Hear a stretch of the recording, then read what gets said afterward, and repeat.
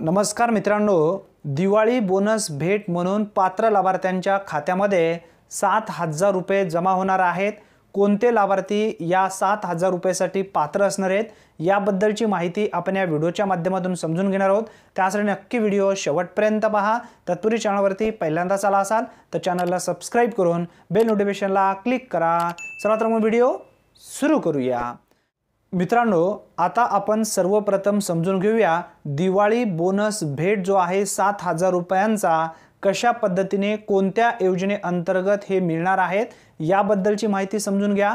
सर्वप्रथम पीएम किसान सन्मान निधी योजनेमध्ये जे लाभार्थी पात्र आहेत अशा पात्र लाभार्थ्यांच्या बँक खात्यामध्ये 5 ऑक्टोबर 2024 रोजी देशाचे पंतप्रधान नरेंद्र मोदीजी यांच्या हस्ते वाशिम येथून पीएम किसान सन्मान निधी योजनेचा 18वा हप्ता ट्रान्सफर केला जाणार आहे आणि हा हप्ता 2,000 रुपयांचा तुमच्या खात्यामध्ये येणार आहे।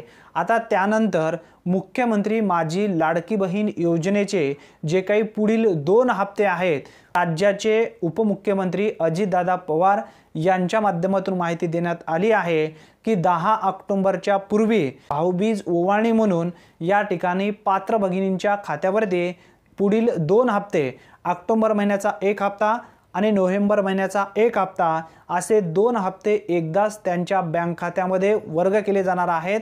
त्यानंतर तिसरी महत्त्वपूर्ण अपडेट जी आहे ती म्हणजे नमो शेतकरी महासन्मान निधी योजनेचा जो काही पुढील हप्ता आहे तो सुद्धा बँक खात्यामध्ये जमा होणार आहे। याबद्दलचा शासन निर्णय सुद्धा घेण्यात आलेला होता। ऑगस्ट ते नोव्हेंबर या कालावधीमध्ये तो हप्ता सुद्धा तुमच्या बँक खात्यामध्ये येणार आहे। मित्रांनो, आता आपण या ठिकाणी 3 योजनेचे पैसे तुमच्या बँक खात्यामध्ये येणार आहेत अशी माहिती आपण दिली होती। 7,000 रुपयांची पीएम किसान सन्मान निधी योजनेचे 2,000 रुपये, नमो शेतकरी महासन्मान निधी योजनेचे 2,000 रुपये, त्यानंतर लाडकी बहीण योजनेचे 3,000 रुपये, एकूण असे 7,000 रुपये पात्र लाभार्थ्यांच्या खात्यावरती वर्ग केले जाणार आहेत।